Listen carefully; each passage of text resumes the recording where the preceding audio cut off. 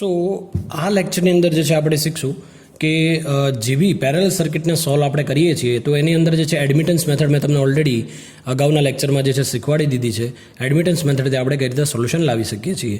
તો આ લેક્ચરની અંદર જે છે આપણે એનું જ થોડુંક એડવાન્સ વર્ઝન જોશું કે એના અંદર જે છે એક મેથડ છે એ છે complex algebra method. Okay, complex algebra method છે.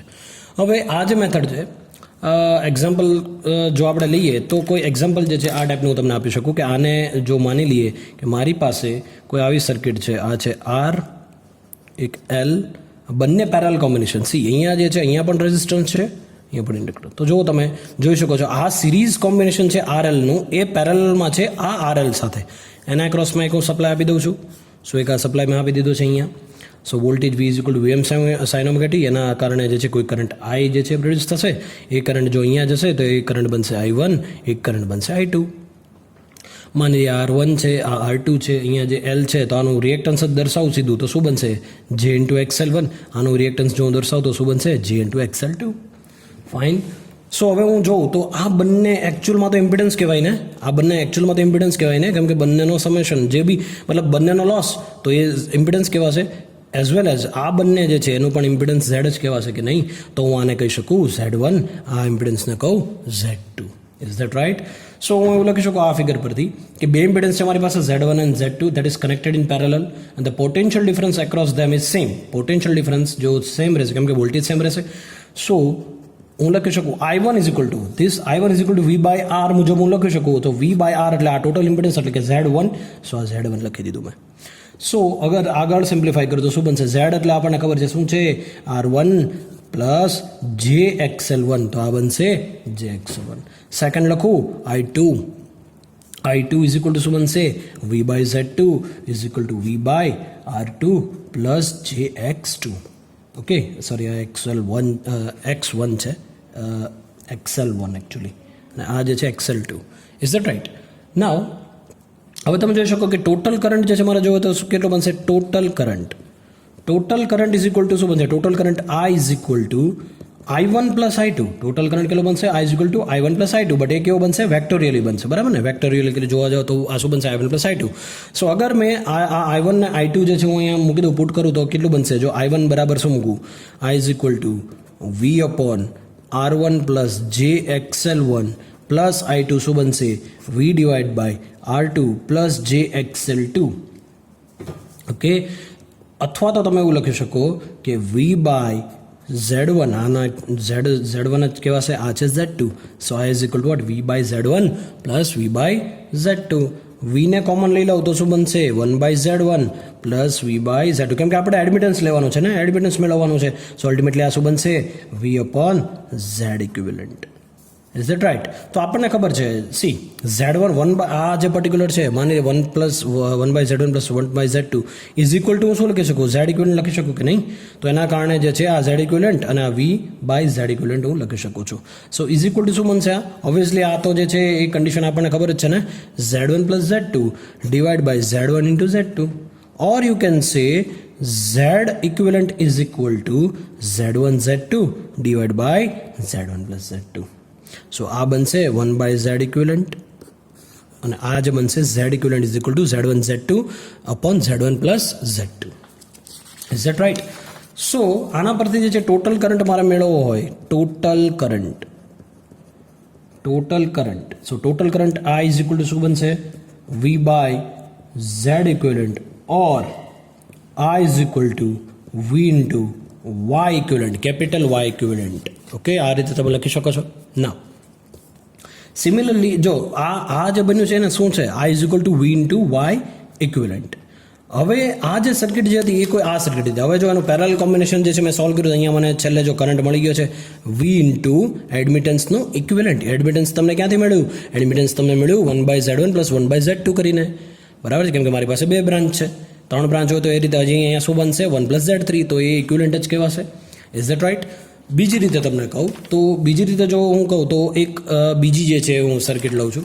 ચાલીએ અહીંયા જે છે હું સર્કિટ લઉં છું, એક R સિરીઝ કોમ્બિનેશન લઉં છું R અને L નું, અને એકમાં જે છે ને એ લઉં છું R અને C નું કોમ્બિનેશન.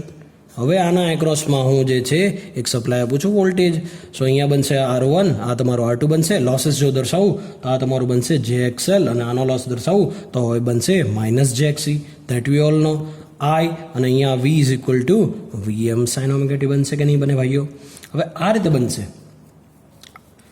બરાબર છે. તો હવે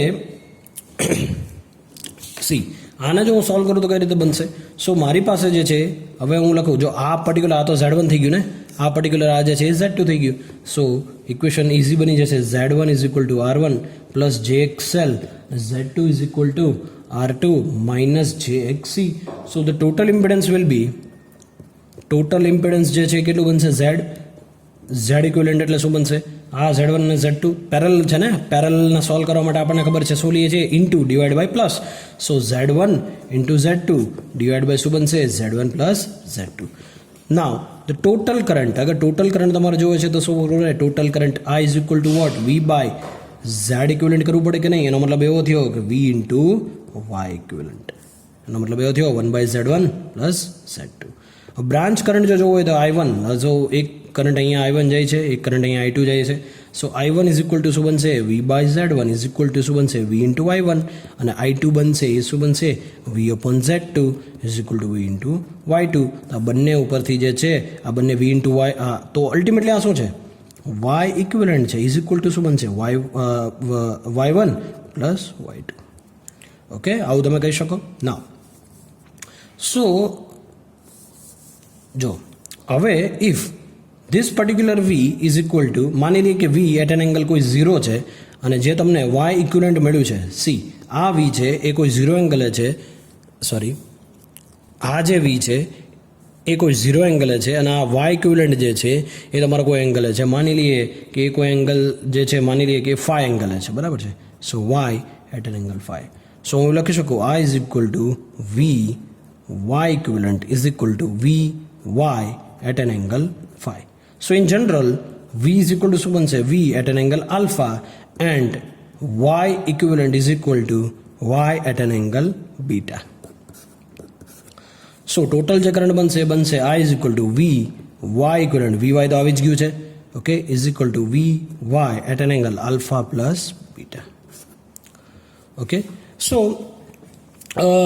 એક બીજી રીત પણ છે. માની લઈએ, ચલીએ હવે જો અહીંયા જે છે હું લઈ લઉં છું કોઈ એક બીજી રીત જે છે આપણે જોઈ લઈએ. મારી પાસે કોઈ એક એસી સોર્સ છે, એક રેઝિસ્ટર કનેક્ટ કરું છું, એક કેપેસિટર કનેક્ટ કરું છું, આ રીતે. આ C1 છે, આ R1 છે. હવે આ જે બને છે એ R2 છે, અને અહીંયા જે છે હું કોઈ ઇન્ડક્ટર લઈ લઉં છું આ રીતે.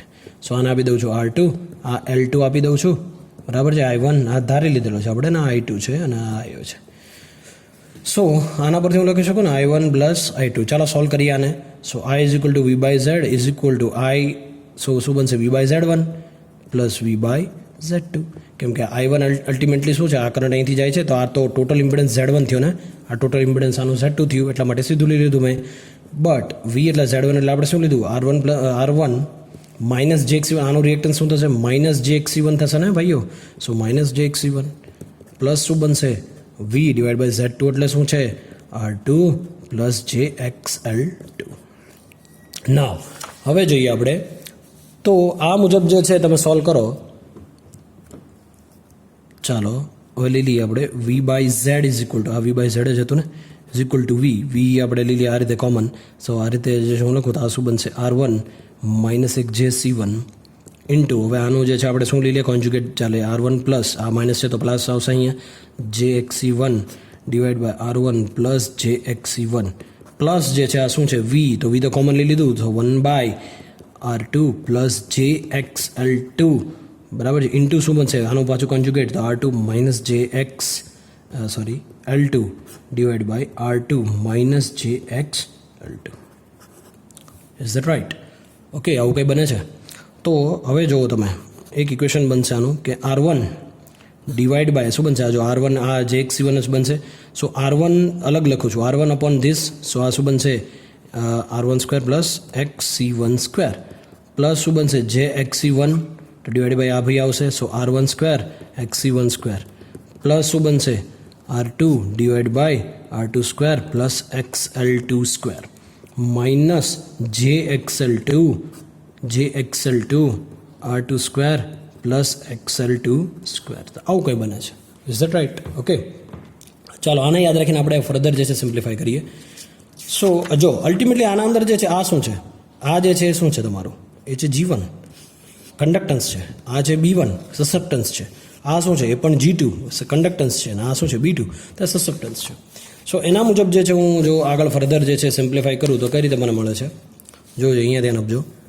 આ જે છે V/Z, સો V/Z V ઇન્ટુ વાય, તો હું લખી શકું VY is equal to V, તો શું બનશે G1 plus JB1 plus G2 minus JB2. So VY is equal to V G1 plus G2 plus J કાઉન્સમાં શું બનશે B1, અને આ છે માઇનસ B2. સો અલ્ટિમેટલી જે છે બનશે શું બનશે કે અહીંયા જે છે આ VY is equal to V G plus JB. Ultimately આ તો G છે, અલ્ટિમેટલી આ B છે. સો VY is equal to V J plus JB. તો આપણને ખબર છે જે કન્ડક્ટન્સ હશે G આ રીતે હશે, ઇન્ડક્ટિવ આ રીતે, B સસેપ્ટન્સ, અને આ ટોટલ જે બનશે તમારું રિઝલ્ટન્ટ એટલે કે એડમિટન્સ. તો આ જે છે એનો એંગલ કોઈ 5 બનાવશે. સો આનો એંગલ 5 મેળવવો હોય મારે તો શું કરવું પડે, 5 is equal two tan inverse શું બનશે B/G. That means positive angle C જો બીની વેલ્યુ જો પોઝિટિવ આવે તો એંગલ તમારો પોઝિટિવ, અને બીની વેલ્યુ જો નેગેટિવ આવે તો તમારો એંગલ નેગેટિવ. સો પાવર મેળવવો હોય તો કઈ રીતે તમે મેળવો છો, VI cos phi. સો VI cos phi એટલે V ઇન્ટુ વાય, અને cos phi એટલે G/Y, that we all know, તો V સ્ક્વેર ઇન્ટુ G. સો આ પાવર થઈ ગયો તમારો. જેમ કે આપણે P is equal to I square R આવે છે ને, એ રીતે જો અહીંયા V સ્ક્વેર R આવે છે. પહેલાંમાં I એટલે આવતો હતો કેમ કે કરંટ ડિવાઈડ થઈ જતો, કરંટ સેમ રહેતો હતો, આના અંદર વોલ્ટેજ સેમ રહેશે, તો V સ્ક્વેર ઇન્ટુ G બને છે. સો આ ટાઈપનું જે છે કંઈ જે છે તમારી ઇક્વેશન તમે સોલ્વ કરી શકો છો. સો કોઈ મારે પોલાર ફોર્મની અંદર જો દર્શાવવું હોય તો હું આવું પણ દર્શાવી શકું છું. અહીંયા ધ્યાન આપજો, પોલાર ફોર્મમાં દર્શાવવું હોય તો શું બનશે, Z1 is equal to what, R1 minus JXC1 first માટે, હા, પછી જે છે Z2 ઇઝ ઇક્વલ ટુ શું છે R2 પ્લસ JXL2. ઓકે, સો આને એકચ્યુઅલમાં હું શું લખીશું, Z1 at an angle minus -φ1 inductive છે is equal to Z2 at an angle ϕ2 capacitive છે એટલા માટે. ના અલ્ટિમેટલી તો હું શું લખી શકું કે y is equal to y1 plus y2 is equal to y at an angle plus or minus ϕ. Okay, ultimately આવું લખી શકું. So Z1 is equal to R1 minus JXC1. So y1 is equal to 1/Z1 is equal to what at an angle ϕ1, angle જે છે તમારો ϕ1, અને આ બનશે Z1. તો અલ્ટિમેટલી આ શું બને, y1 એટ એન એંગલ ϕ1.